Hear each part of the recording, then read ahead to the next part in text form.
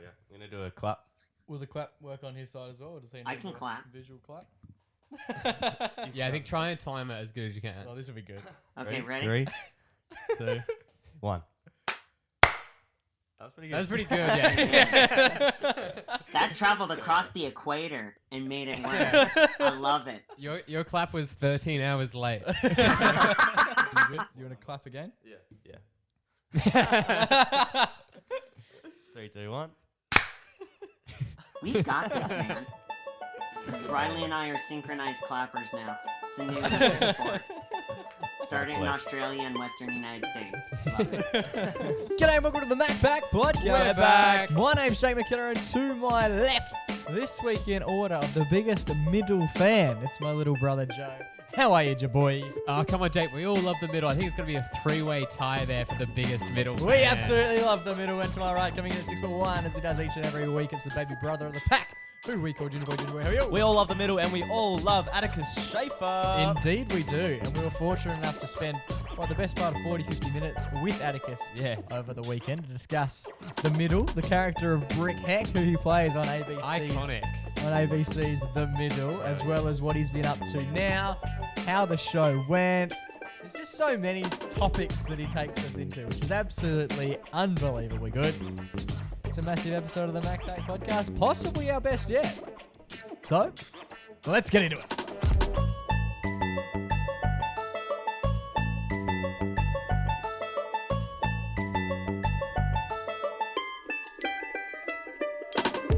Boys.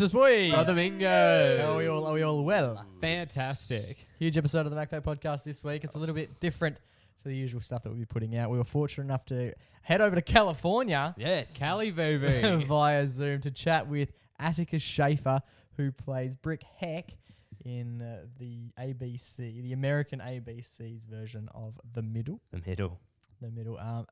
Brick is the youngest of the family. He plays a very quirky character who has plenty of little interesting character traits. Yep. Brick talks us through that. He talks us about some of the stuff that didn't make The show. Yeah, the behind-the-scenes look. Yeah, and discusses obviously the relationships that he had with a lot of the class, including Patricia Heaton, who is Frankie Heck, who plays the mother of In the Middle, but she's also pretty well known for playing Raymond's wife in Everybody Loves Raymond. And also the dad, Neil Flynn, is also very well known. He was the janitor in the janitor in Scrubs. Yeah. He talks about Betty White. And Yeah, Betty White, He's just name dropping all over the place. must be it was nice. truly a fantastic chat. We've obviously been huge fans of The Middle for many a year. And how long did it run for? 9 seasons. Yep. High ratings throughout the whole show and was competing with shows like Modern Family. And only finished up. This week is actually the 4-year anniversary since the show wrapped up. So we were absolutely blessed to spend 45 to 50 minutes with Atticus over the weekend to chat to him about what The Middle is, what the sort of person he is, and obviously what he's looking to do now that The Middle is over. Hell yeah.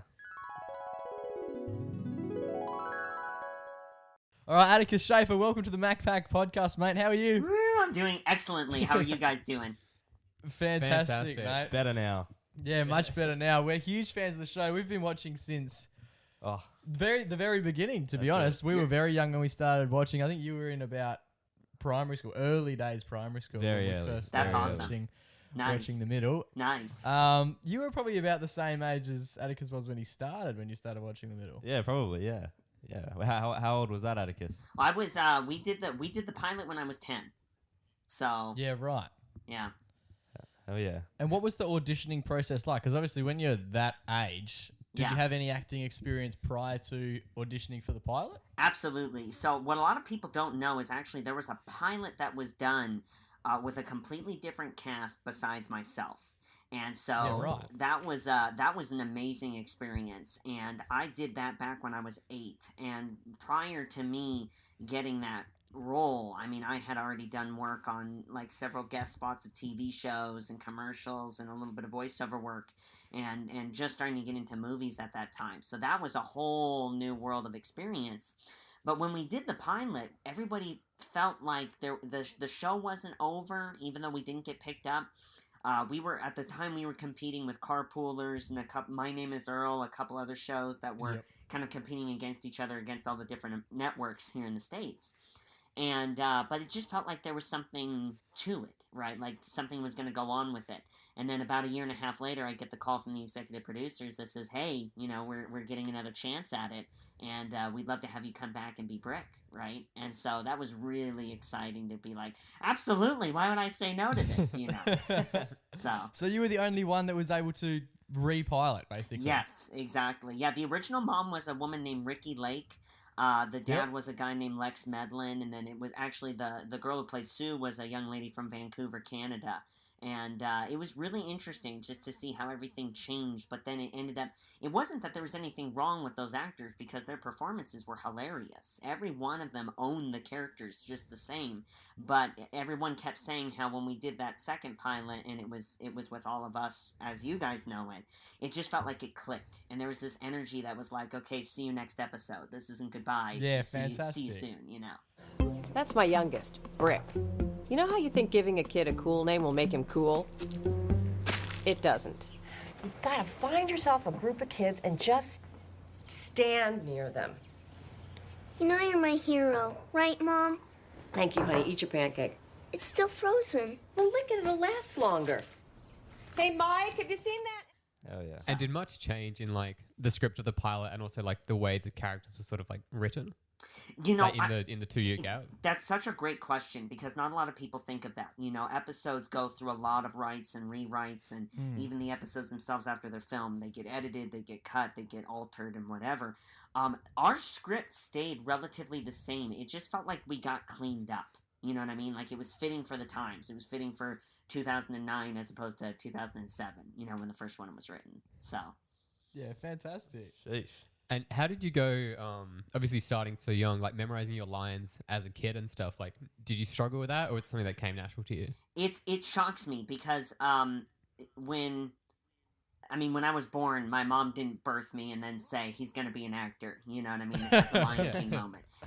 It was a situation that I literally fell into acting, and I had no formal training, no studying, no nothing, right? And so it was literally where I kind of discovered my skills as I worked. And it turns out that I actually do have a photographic memory. So I don't remember the words themselves. I just remember what they look like on paper. And so that's how unreal. I went through really the whole show. And it's kind of funny because it's all short-term stuff. If any, and this is funny because I get this even on the stream work that I do now. People will come on and be like, give us a line from the show. And I memorized everything short-term memory. I was day of, I would just look at the sides, we call them sides, it's these little pages, and that would be our scene work for the day, and I would just go, okay, what are we doing right now? Memorize that, just focus on that. As soon as the next scene came along, that was out of my head, and the new scene was in my head. So, That's so impressive. That's dope. Thank you. But yeah, no, that's just how I did it. It's really just me reading in my mind. Would that make everyone else a little bit upset in the sense that they had to work so hard to remember what they were doing and you were basically just taking memory photos? They won't admit it, but yes, you could tell that there's a little bit of like, that little bastard. He's 10. How can he do this so well? Right, exactly. But yeah. Was there ever much improv on the show? So you say that you got a photographic memory, so I guess you didn't do much. Was there ever any improv? There was a couple times where we were allowed to be just a little bit more fluid, but the what a lot of people don't know is the executive producer of the show, Eileen Heisler. She was very like, it needs to be this way and don't deviate from my vision. And so that made it very difficult creatively. Like I did not have opportunity to grow as an actor, and I really don't think that anybody else did, but to be honest with you, I don't think they necessarily cared just because of where they were at in their career, especially like Patty and Neil. They just kind of wanted to cruise into doing what they wanted to do. But when it came to me, I really wanted to grow and learn things about myself as a person and about myself as an actor and as a creative. And that really came from the other work that I was doing at the time. A lot of the voiceover work is where I got to kind of stretch my wings creatively. And I even had the pleasure of being able to take part at Warner Brothers, the studio. They have a program that's called the Warner Brothers Directors Workshop. And essentially imagine film school, all 4 years of that, condensed down into 9 weeks. And they let me partake in that in between season 8 and season 9. And that was probably one of the best experiences that I could have ever hoped for as a creative, because I got to work with such real like unhindered talent, but it's experienced people as well. Like a lot of character actors. I got to meet some great writers. What do they call them? Directors of photography, things like that. And so I got to interact with all these awesome people, and it's like, oh, this is what it's like to be creative. I didn't get this from the middle. The middle was a job, but everything else ended up being creative. And the other work that I did is where I got to learn so many rich skills, right? And so I really think that that's where I got to stretch and really enjoy myself. But as far as the improv, no, there's only one scene that I got to actually contribute to, and it's the flash forward scene in the end of the show. That was a scene that was mostly my contribution, like the Easter eggs of the wedding ring and everything like that. That was that was me. Fantastic. That's a nice little touch to have at the very end as well. Absolutely. I got to end Brick, Yeah. No, that's fantastic. Speaking of improv, so when you would do like your little dances and stuff. Yes. Is that choreographed or is that you just going freestyling on it? That was definitely a freestyle. The brick robot dance. There was a show. That my mom and I loved to watch reality TV when I was young, when it was still trash, but it was funny. It wasn't what it is now. And we watched this not a reality show, it was like a dance competition show. And there was this group from Korea, and they were doing this pop and lock. And I learned it, and I did it on set, and one of the writers saw me, and they were like, we're going to make that a brick character trait. And it was like, oh, okay, that's awesome. Something of me gets to be in the character, so that was really cool. Oh, yeah. So obviously there was a lot of guests that joined the middle, like some big names. Was there any in particular that were plenty of fun to work with? I'm sure heaps of them were always good to be a part of the show, but was there any that stood out to you that was like, wow, this is a big hitter? Betty White was definitely the biggest. Yeah. I mean, that was a situation where my mom and I, because again I was so little, my mom would read the scripts first, and then we would kind of read them together, and she would kind of just skim and go, okay, what's this episode about, and then we would read it together, and then later on I took that over. But in season 1, she screeched at the top of her voice, oh my God, you're gonna work with Betty White, right? And that was seriously fun. I love the books in this room like they're my very own babies. You have 31 of them out. 31 of my babies. And I want them back. All of them. Or you're not going into 3rd grade. That's right. No fractions for you. No cursive. No field trip to an Amish farm. You think you can make it out in the real world without cursive? You can't. But actually for me too, because I'm a big history nerd, I love the History Channel show Pawn Stars. And so when Rick Harrison was on, I was like, finally someone for me! This is amazing! Rick, according to my research, President Ford was in Indianapolis in 1974 trying to help Senator Lugar get elected. So you see, that has a real historical significance. I don't know. Guys, you really can't make out the signature. There's no way to know who this belonged to. And I'm pretty sure the president wasn't renting an AMC Gremlin. But I like you kids. So how about me giving you $20 for this? And he was so cool. He's such a good, real guy. He doesn't let a lot of this stuff get to his head, which was so refreshing. And he invited me to come out to Vegas to go to, see the shop and get a Chumley for President t-shirt. I wasn't able to take him up on it just because of the show, but, who knows, someday. Maybe I'll make my way over there. Unreal. Yeah. That's dope. That's so dope. So in the show, you tend to get. I mean, there's a few scenes like early on in the show. Yeah. I remember one especially with Axel. When I can't remember. He ruins your books. Or he steals your books. Mm-hmm. He spoils the ending, I think. Oh, yeah. That's right. Yeah, he spoils the ending of your book. I don't play sports. I don't exactly have a ton of friends. I have books. You don't read. You don't understand. You don't know what it's like to live in different worlds, to travel on great adventures through the galaxy with people you know better than you know your own family, to live and die with them. Have you ever loved anything? Do you have any idea?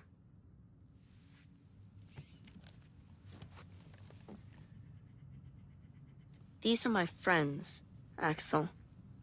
My best friends in the world.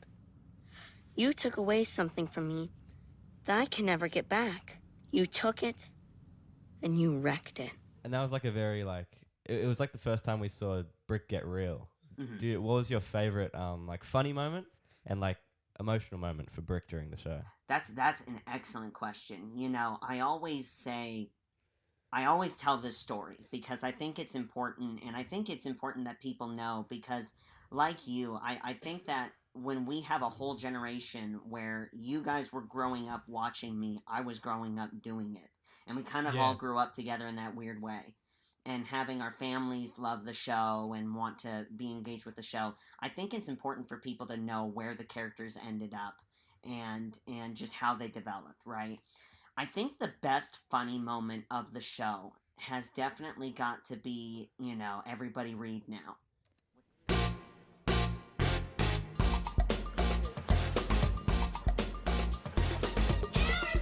Read.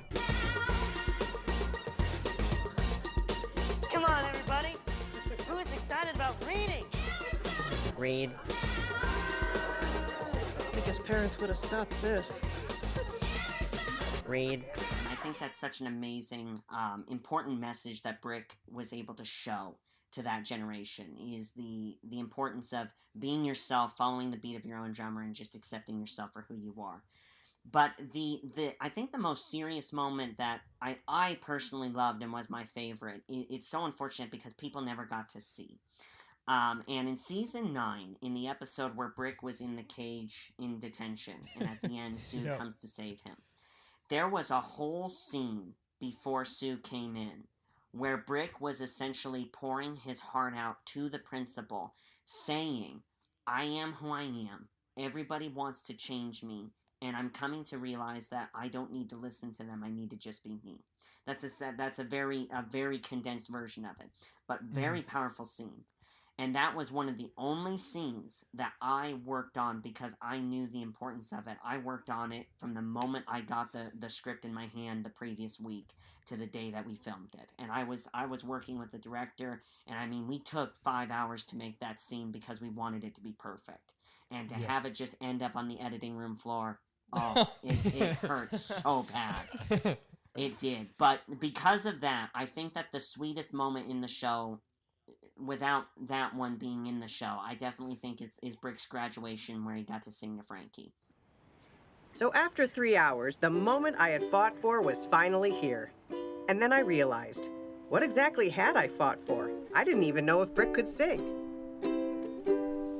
The warmth of your love's like the warmth from the sun, and this will be our year. Took a long time to come. Don't let go of my hand now, the darkness has gone. This will be our year. Took a long time to come. And I won't forget the way you held me up when I was down. And I won't forget the way you said, it'll be alright. You give me faith to go on. Now we're there, and we've only just begun. This will be. What was I worried about? Brick is amazing. You know, come to think of it, he's always been amazing. Ever since the day I laid eyes on him. The warmth of your smile, smile for me, little one. And this will be our year. Took a long time to come. Yeah. That was so sweet. I love that moment. That's literally my favorite moment of the whole show. Nice. So I'm glad you said that. That's awesome. So do you watch much of the show yourself, or is it more of a let's just produce and get out of the way? Or it's exactly that. It's like, nope, I'm done. I made it. I'm cool. Let other people enjoy it. Maybe I'll watch it with my kids when I'm older if I have kids. Yeah, yeah, nice. So do you have a favorite episode that was sort of the one that was? Yeah, I guess your favorite episode. Definitely the block party in season 1. Yep. That's the one where Mike was doing the lawnmower racing and Brick was like memorizing the manual and everything. That was the episode where we got to really learn who Brick is. He got to show himself, show his intellect, and again, it goes back to that following the beat of his own drummer. That's where he got to start that. And to have it be witnessed through the eyes of Mike, who, you know, is very much the opposite of how Brick is, but in a way he got to understand his son, that was really important. That was such a great moment.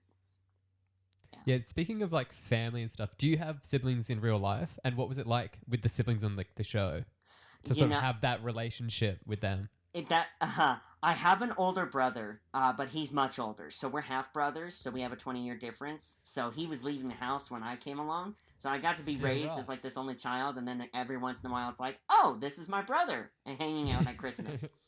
I have to say, probably my acting siblings, they were more annoying when I was younger. And then my actual brother became more annoying as I got older. So it all balanced out in the end. Yeah, nice. Are there many, what are the similarities and differences between Atticus and Brick Heck? Brick, he was very much an outline when we first started the show. The whispering was his thing. You know, the licking of cars and stuff like that. That wasn't him. But I got to come along. What are you going to admit anyway? Oh, yeah. No, I'll admit it. I generally like to lick Fords and Toyotas more than Lexuses, but... no, but it is. It's one of those things where when you're on a show for that long, 215 episodes, the writers will eventually lose material. And so what ends up happening is, from the get-go, any real-life inspiration they can take, they will. And that's what the writers did. They took from my life, they took from crew members' lives, they took from each other's lives. I mean, any situation that they found somewhat humorous, they would dramatize and then put into the show. And so it was really cool to be able to see, like, the Sergeant McKinsey thing, that was actually me. That was a real-life story that happened to me. And my mom told the writers, and they were like, oh, we're going to make an episode of this. Oh, okay. You know, Legos, loving history, loving flatfoot dancing, the bluegrass music, all that stuff, that was all me, and I got to put into the character. And even the whooping and the whispering, the manner in which they're done, was something that I kind of discussed and thought on and then made happen. So it was really cool to see those similarities between Brick and myself. Yeah, fantastic. You obviously have a similarity in your love for books. We can see about 405 books sitting behind you. Yeah. No, they're there. Do you have a favorite book? You know, I always have to give this answer because I'm a Christian. I love the Bible. I do read from the Bible every day. But my namesake book, To Kill a Mockingbird, has got to be my favorite fiction book. Fiction, yeah. Yeah, my mom named me after Atticus Finch. And actually, that's always a fun story. My mom, when she was pregnant with me, the doctors told her I was going to be a girl. So they had Emily picked out to be my name. And then one day it was funny. A doctor calls back after my mom had some tests done, and he was like, "Yeah, so Mrs. Shaffer, it looks like you're gonna have a perfectly healthy baby boy." And she's like, "Wait, what?"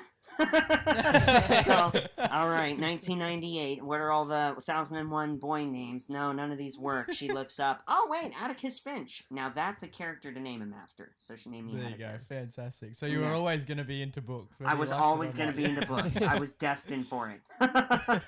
Where does the name Brick come from? I don't know anyone named Brick other than your character. Well, if you have ever seen Anchorman, what's his name? Steve Carell. He's named Steve Brick. Carell, yeah. But no, in the first pilot, they actually gave an explanation for it, and they cut it out in the second pilot. But it's from the character from Cat on a Hot Tin Roof. And Frankie and Mike decided to name Brick something interesting because they had read in an article, if you name your kid something interesting, they'll end up doing interesting things. But they got more than they bargained for. So. Speaking of doing interesting things, obviously Brick does a lot, and when we were watching the show growing up, a lot of the things that Riley would watch, he would sort of emulate. Yeah. Nice. So he used to, for about a week, he slept under the table in our kitchen, our dining room. Perfect. Do you have any like funny stories like that fans and stuff will tell you? Oh gosh, I mean, I could tell you. Some of the greatest experiences of my life being on the show is the being able to interact with the fans. And I think the best one, it's not really a specific time frame, but it's the fact that everybody essentially says what you're saying. Is everyone who comes up to me, whether they're young or they're old, they always say, I feel like you have a camera in my house, because everything that's occurring in the show has occurred to us in one way or another. And I love that because I love the relatability of the show. I think that's so precious. But probably the best experience that I had in interacting with fans has got to be the Disney World episode. So when we filmed the show, we didn't film in front of a live studio audience. We just filmed, in a soundstage. So it was just us and the crew. And when we went to Disney World, there were people buying tickets to the park every day that we were there. And they would do nothing but hang out and watch us work and talk with us. And that was so awesome because that was our first time being able to perform in front of an actual audience and getting to talk with people and emote with people and react with people. And so it was hilariously fun. It was such a good time. And it was like, wow, we're in the big leagues now. This is cool. But yeah, no, it was so cool to hear everybody's story and just be able to interact with a big plethora of people. Yeah, nice. From the start to the end of the show, Brick develops like crazy. Right. How did you? Which aspects of the arc were your favorite, and do you like the way that Brick started out and ended? I love the way that Brick started. The way that Brick started was truly precious. There was a time frame where from season 3 on, and it's for reasons. Unfortunately, when you get into anything, there's always some sort of politics involved, and it's very much an eye-rolling situation. But writers, they want to be creative and they want to try different things and they want to do whatever. And they shifted the focus from the show, from Brick and really the family, to Sue, the Sue character. And when they did that, it's like they just didn't know how to write for Brick. And so I would actually find myself going into the writer's room and pitching ideas with frequency. Hey, this is something that I love to do. It might be a fun episode to do, blah, blah, blah, And somewhere around, season 8 or 9, I think that he matured in a way that I could be happy with and I enjoyed. And I know that everybody else did too. And I think what really did it for me is the fact that we got to end Brick in a very nice, successful way. It was really cool to be able to see him be happy for who he is, So I really like that part of it. I think it was perfect. Yeah, I agree. All right. What was the funniest moment on the set that the audience didn't necessarily get to see on the middle? Ooh, oh man, this is hard. The crew near the end, it's like they got bored, and so they would just start playing pranks with each other all the time. And there's a lot of set equipment that kind of got maybe not got destroyed from pranks occurring on the show. But probably the best moment that nobody saw. The best moment that nobody saw, there was this discussion amongst the castmates where we were sitting at the Red Lobster table. I forget which season that was. And it was the episode where someone was trying to talk about something, and then the soldier came in and he was like, Mom and Dad, I'm home. And then the whole restaurant started to shout USA. Well, Neil, the dad character, he decided he wanted to just psychoanalyze it. And he was like, if that happened in real life, eventually what would just happen is everybody would just sort of awkwardly stop. And then they would just go on with eating their food. Like, there would be time for Frankie or whoever it was to be able to communicate what she wanted to. What ended up happening is the girl who played the waitress, she had to carry the big platter of all the waters and bring them to us, right? Well, when she did that, she was nervous, and she came up to the table during one of the takes, and all of the water fell off. She lost her balance, and all the water just splattered all over the table. And the prop guy wanted to make her feel better, so he ran up and he started screaming USA. And so everybody started to do it to make her feel better, but then exactly what Neil said would happen. Everybody just started awkward and was like, USA! Okay. And then we just started stopped. So, yeah. That's good. That's probably the best moment that nobody got to see. Yeah, fantastic. You mentioned before that some of the props and some of the set would have got broken on the show. Mm-hmm. You hear a lot in sitcoms that actors tend to take stuff home as memorabilia. Yes. Did you ever take anything from the set? Oh, but of course. I mean, why wouldn't I? No, I got to. It was funny. I had brought this up on a stream once because someone had asked me this question, and I gave the full answer. And my mom was like, "Don't tell them that you took all that. They don't know." But what was known is we had our little cast chairs that had the middle on the back and then our names on it. Mine was special because I'm a hobbit, and so it was smaller than everybody else's. And I went up, those are actually controlled by the prop department, weirdly enough, even though it's not an actual prop on the set. And I went up to the the prop master, and I was like, hey, listen, I really want to take this for myself. Am I allowed to take this? And he goes, yeah, just go for it. So there's he not let many me other take my middle Atticuses chair. that need a chair. Sick. How was filming on the first day compared to like the last day of shooting? Filming on the first day, it was way more nerve-wracking because it was like the start, right? And so we were all kind of like figuring out our rhythm and how do we do things. You know, it was such a scary situation because I felt like such a dork. I fell coming out of my dressing room, and like I busted up my knee, and I needed an ice pack at lunch, and I was like so embarrassed because it's like, don't let this be the omen for the rest of the show. But then at the last day, it was so funny. A lot of people don't. I say a lot of people don't know, obviously, but when we did the last season, I didn't know it was the last season of the show practically until we started filming. I got this text. I was a part of this group text of the 2 executive producers and then, you know, the rest of the family, the main family. And we were going to a publicity event that night to publicize the new season. And I just thought, okay, it's the new season. But I get this text the day of where they're like, okay, so everyone, we're probably going to get a lot of questions on the fact that we decided that this was going to be the last season of the show. And without missing a beat, there's me. I'm sorry, we did? I don't think I got invited to that meeting. And they were like, oh, no, you didn't. Yeah, this is the last season of the show. It's like, damn, okay. That's how you find out. Yeah. So I went there that night, and I was like, for the record, I found out today. Just so you all know.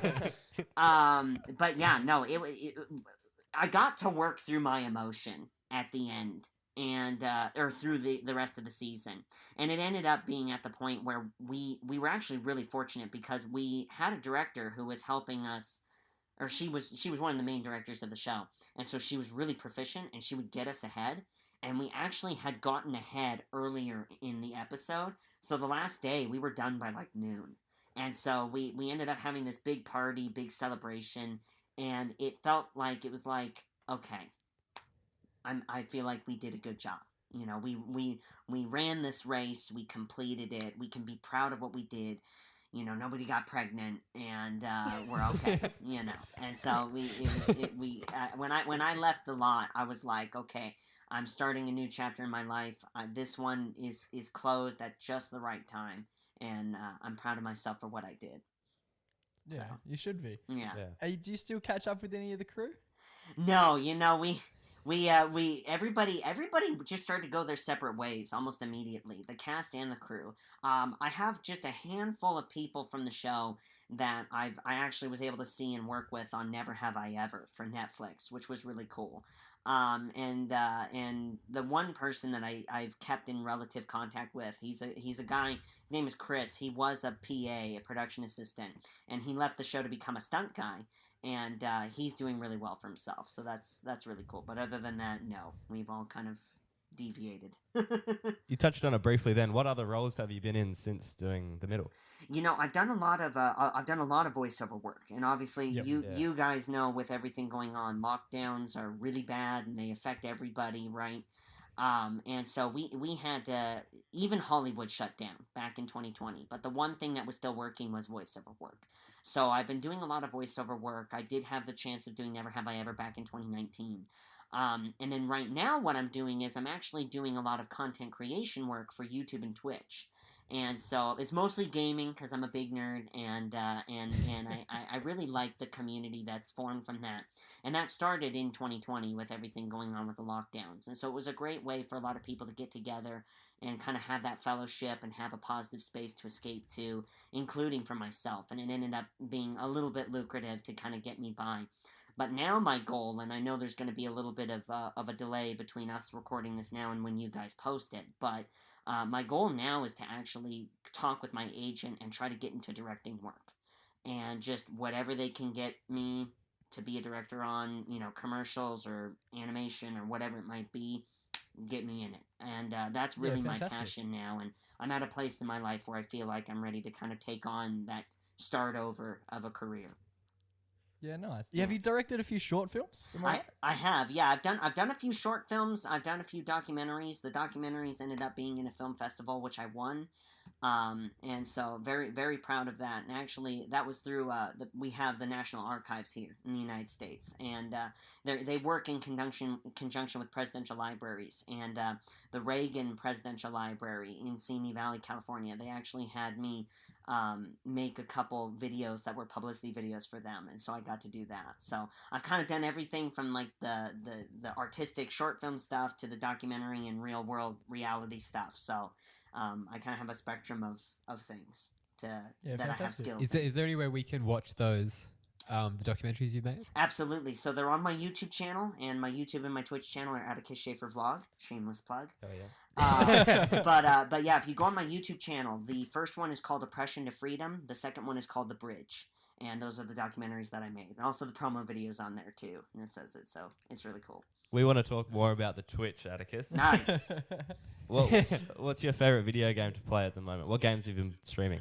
You know, just today we did Hunt Showdown, and it's like Escape from Tarkov, but it's set in the early 1900s. So it's a lot of like, you know, you're in the bayou of Louisiana, and there's all like the voodoo swamp lore and stuff like that, and you get the older weapons, like the cowboy weapons and stuff like that, and it's really, really, really cool. I'm a big zombie nerd, and, you know, typical American guy. I love anything to do with like guns and tactics and all that other stuff. So that's definitely a favorite. But I also really like this game called 7 Days to Die. And it's a zombie game. And what I did is I kind of took the concept of, let's take the world of the video game and that's the set, and we'll make a story from it. And so I ended up doing a role play series with that, with some of the people that I've met from the community who have become friends. And so I've started to edit those down and post them on YouTube. So I'm going back into that for a season 3, air quote, and hopefully we'll be uploading that soon as well. So that's a lot of fun. Yeah, cool. Nice. How did you get into the whole Twitch thing in the beginning? You know, being on set, you get a lot of free time. It's a lot of hurry up and wait. And so you do, when you're a minor, you have to do your studies on set, right? So pretty much I would be working and then doing my studies. Well, when I graduated when I was 18, I had a lot of free time on my hands. So what ended up happening is I would just start to watch streamers and my favorite content creators as a way to kind of like relax in the 20 minutes in between shots or whatever. And so then what would end up happening is we would do like the turnarounds and whatever, and I would just build up this being a fan of what these people do. So, you know, when the show ended and everything was kind of going weird in the world, I was in this in-between state where it's like, okay, I'm by no means rich and I can't be Justin Bieber and retire at 19, but what's something fun I can do and still constructive? And it ended up, it's like, okay, let's do YouTube and Twitch. And I started with YouTube, but I had everybody start to recommend Twitch to me, and I actually was able to get monetized on Twitch faster than YouTube, and I just like the system way better. It just seems like a much more friendly algorithm. And so it's much more interesting to be able to be a part of. And so I kind of gravitate toward that and made my baby. What's that? Yeah, no, it's a proper community on Twitch as well, where you don't get as much with YouTube. Absolutely. Absolutely. You get more interaction and get to know people more. And I think that's a better time all the way around. And I think people don't give it as a lot of people don't give it a lot of credit, because like you just like when you think about it, it's just like someone sitting down and playing a game or talking. But it is like a show. It's a one-man show. It is. And you do it really well. And you can find your Twitch at Atticus Shaffer Vlog. How often are you streaming these days? What's your I stream 3 times a week, sometimes 4. So I stream every Monday, Thursday at 3:30 p.m. Pacific, and every Saturday at 11 a.m. Pacific. And again, sometimes I incorporate another stream in there. A lot of that's such a great point that you're making, though, because I've come to view it as like a reality, not a reality show, a variety show. Like, you know, the Sonny and Cher back in the day. You know what I mean? It's just it's so cool to be able to kind of mess around and be funny and quote and do memes and you know, sing or rap or do whatever, and being able to just kind of be able to be oneself, but you happen to get it happens to be something that you can do lucratively. I think that's awesome. So. Oh yeah, are a lot of your, because I guess, do you have a lot of like diehard Twitch fans that are always in the chat? Definitely. A lot of them have described it as like a family, and I think that's so cool. Like it's something that dependably, whatever their day is, they can come there, hang out, and we can all kind of just be there for each other and fellowship with each other and have fun. and it kind of takes the edge off of whatever is going on in real life. Oh yeah. Yeah. That's really nice. cool. What games like first got you into gaming when you were like younger? It would definitely have to be, I was with my buddy Demetrius. He's hands down my best friend. We've known each other for like ever. And we used to play this Japanese trading card game called Yu-Gi-Oh! And so we would go to tournaments and do stuff with it, right? Well, on our one of our first tournaments that we went together, he jumped in the car and he was like, "Hey, you said you've never played a Game Boy before. Here's my Game Boy, and this is my favorite game. It's called Metroid Fusion." And I'm talking the Game Boy Advance where you stick the AA batteries in it, like the one that survived the zombie apocalypse, right? And he put it in my hands, and I started to play it, and I didn't want to give it to him. Like, I didn't want to give it back. It was so awesome. And once I got into that, I started to get into like console games, PlayStation 2 and stuff like that. And eventually it became Call of Duty Modern Warfare 1, the original one. And it was like, there's a whole new world now. And it just took off from there. Yeah, fantastic. Yeah. How long do the Twitches take to make? I usually stream for 2.5 hours, and so it's almost like watching a movie, right? You get to hang out, you play a little bit of a movie, and then that's it. Yeah. But it's really, I love how simple it is, because before I got into this business, I was very much technologically inept. Like, I have to send an email. Okay, hold on, let me take my calming pills. How do we work this out? But then I love it because it forced me to get better with technology, which I think is like such an awesome survival thing for our generation. It's like you have to know all this stuff, right? But when you can understand that stuff and use it properly, look at like what we can do. You're in tomorrow, and I'm able to talk with you guys, right? Like, that is so sick. And so it's really cool to be able to know all this stuff now, and just using the software is so simple and easy to do. And I get people that join Twitch just to be a part of the community, and they learn it like that. And it'll be the spectrum, 10-year-olds up to 87-year-olds, So. Yeah. How long did it take to sort of produce a whole episode of The Middle? What was that process like? Usually 3 weeks. So you had about a week of pre-production, and that would be a lot of the script writing. We do the table read, edits to the script that the network or the studio gives, and then we would go in. It would take us 5 days to film it, as long as nothing went awry. And those days were usually like 16-hour days.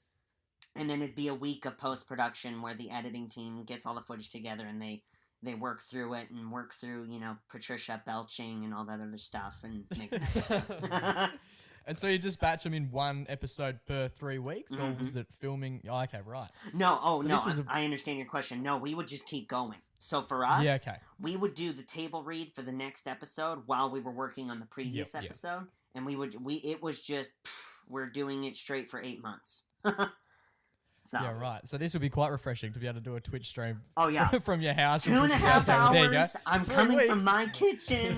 Crack a cold one. Okay, I'm professional. Exactly. I'm working. I dress like this. And so, how do you find voice acting compares to doing things in like live action? It's definitely a different animal. I like it. I like both equally for different reasons. When you're doing live action, you have to do more work. So you as a person, as an actor, you need to have a specific look in order to kind of get involved with a character. Obviously, you get all the different elements of wardrobe and makeup and the lighting and all that stuff. And it generally just takes more time and more effort. But when it's voiceover work, and I get to just do all the work and the art in my voice, that's awesome, because now I can be whatever character I want to be as long as I can sound the part and understand the character. And so I really think that is more of actual art creation, because it's you and an animator working together and making it happen, as opposed to like you just kind of changing your clothes and then you're on a set and here you are doing a character. Oh yeah, that's really exciting, and it's really good to see, because obviously we've grown up watching you since you were 10. Yeah. And it's exciting. It's exciting to watch the whole run of The Middle. Yeah. And then hear that you go on to make some short films, do voice acting, and now that you're into Twitch, it's really exciting to see that your career's taking so many different paths. What can we expect from the future of Atticus Shaffer? Man, listen, I am so excited because I'm approaching, like I had mentioned earlier, the next phase that I really want to get into is the directing. And I was actually just talking with another actor I was working with on a voiceover project recently, and he also does directing. And he was saying, it's less about you and it's more about the story. And I really love that about directing. And I think that when you approach it from a mindset of what can I contribute to a story, it makes it all the better. And I had even talked with him, and he was agreeing with me on this, that it's a situation where as long as you can understand the character, you then can contribute to that story. Regardless of, like, for me, my size, what I look like, whatever. I can just be who I am and be a creative and be co-creating with actors and editors and whoever and writers and be able to tell a story. And so I'm very open going into this directing world. I am not sitting there and wanting to power trip and say I need a Steven Spielberg project. No, talent can be found anywhere. And it's actually amazing and an adventure in and of itself to find that talent. So definitely the directing is a huge thing that I really am hoping and praying is successful. And I'm just excited to be able to be creative and see what that brings. And then, of course, too, doing the Twitch, doing the YouTube, making my own little projects there is definitely something exciting as well as I have still been active with voiceover work. So you'll be able to hear me in a couple different projects that'll be coming out as well for a variety of different networks and studios. So that's really exciting too. Fantastic. So it's a bit of a watch this space. There's obviously plenty on the boil. Yes. Yeah, absolutely. Very, very exciting. Yeah, fantastic. We've obviously love that you're wearing a hat. I wear a hat basically every day of the year.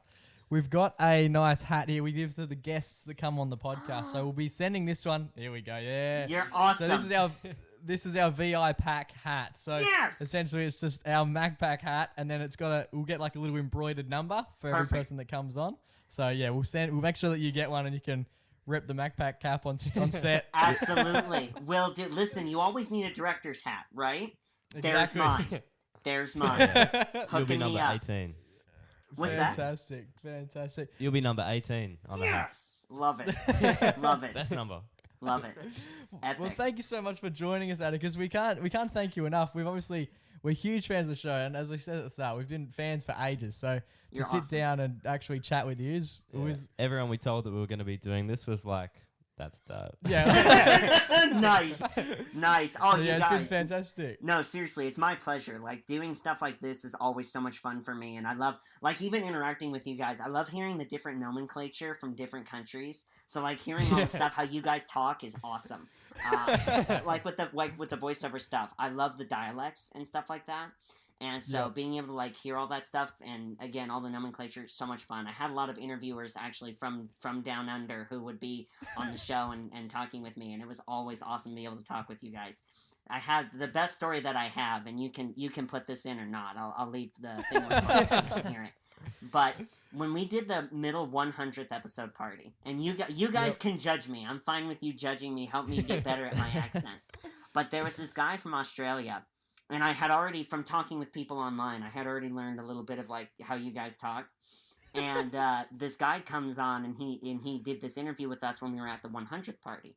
And he comes up and he's like, "So Atticus, what's your best Australian accent?"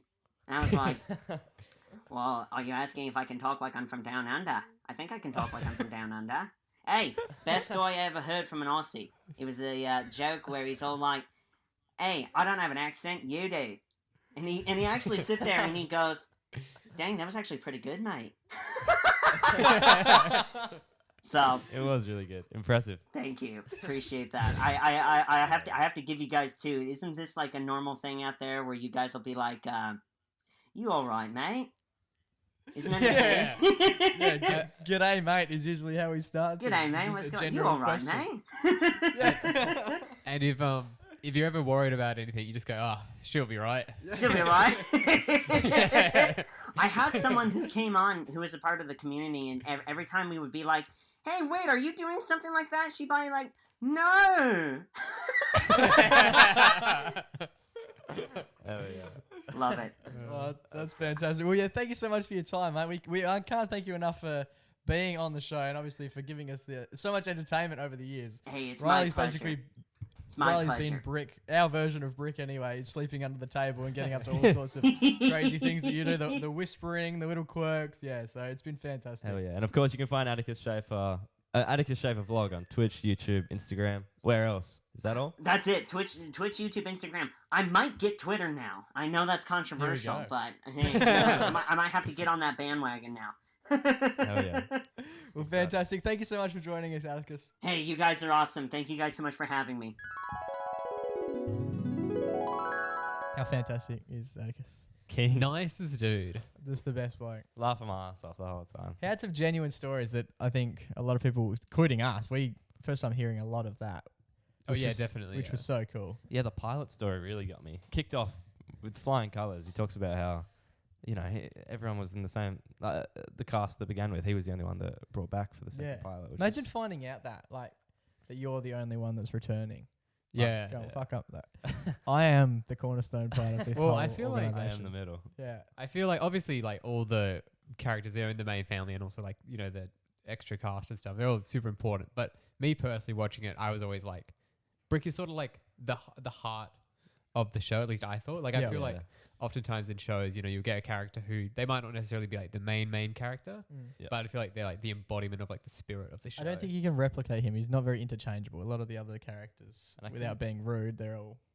Yeah, I think you could get multiple people who would bring their own flair. Yeah. I don't think anyone could match the level that Atticus brings to the character. Yeah, it's like such a unique character, and even like he's like a bit of like the sort of a bit of an odd kid is sort of a normal trait, but I've never really seen it done the way it is with Brick. Yeah, no, it's fantastic.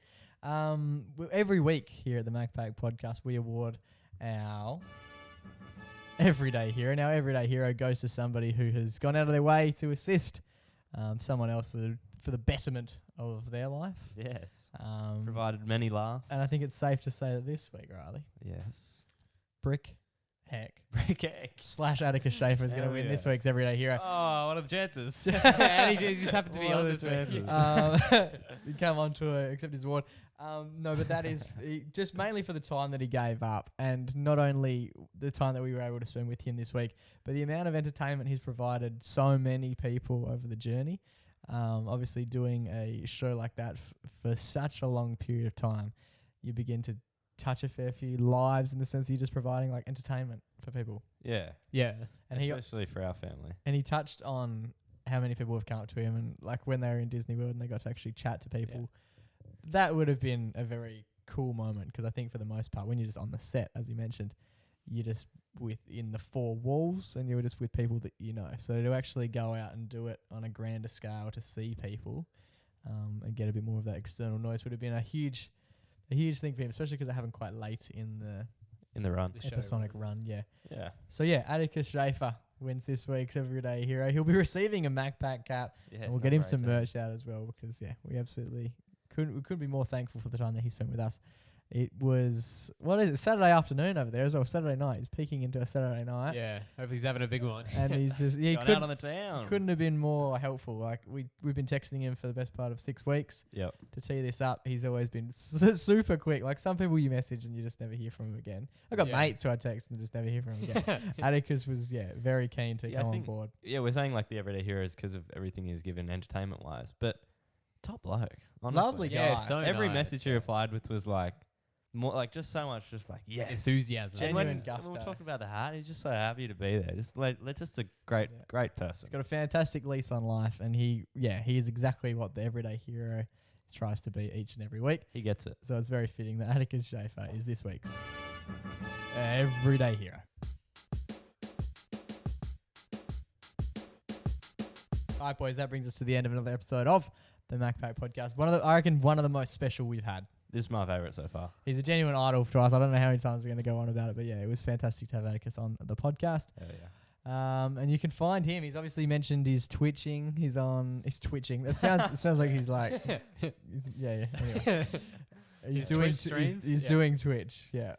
On Atticus Shaffer vlog, Instagram, YouTube, Twitch. Go check him out. We actually watched some of his stream. Yeah. He brings the same energy he brought to this. Yeah, I reckon. Yeah, I was not expecting to be laughing so much about this game that I have never seen. But I was loving it. He's a genuine entertainer, and while he's had quite a career to this point, between the ages of 10 and 22, 23. I think he's a bit older than me. Like that, he's gone places already, but he's still bringing that much energy. This is definitely the last we'll be seeing of him. His Twitch stuff is hilarious. Yeah, and even if you want to go see his short film stuff, these award-winning short films that he was talking about, they're all on the YouTube. And there are some funny videos on his YouTube channel when he was super young. Yeah, yeah. There's like a 5-minute video of him just like eating a hot dog with like thousands of views on it, and it's hilarious. He does like a food review. Yeah, he's just an absolute jet. So make sure that you do go and give him some love. And flick him a message and tell him thank you for coming on the podcast. Boys, until we go back to regular scheduling, I think next week we've had quite a month with Mum on. Mum followed by Atticus. I never thought that would be the scope of play, but it has been quite the month of May and June. Boys, it's been an absolute pleasure to sit down and chat to the two of you. It always is. In particular, it's been a pleasure to chat with Atticus Shaffer on this week's episode of the MacPack podcast. Until we do so this time next week, stay safe, stay blessed, and always remember to go give your mama a hug. It's ciao for now, but not forever.